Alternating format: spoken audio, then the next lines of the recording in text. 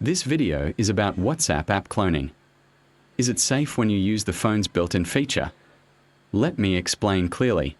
In my short video, I use the phone's built-in app clone feature. This feature is already inside some Android phones. It allows you to use 2 WhatsApp accounts on one phone. Using the built-in app clone feature is generally safe, because it is made by the phone manufacturer. It does not use unknown third-party apps. Do not download extra cloning apps.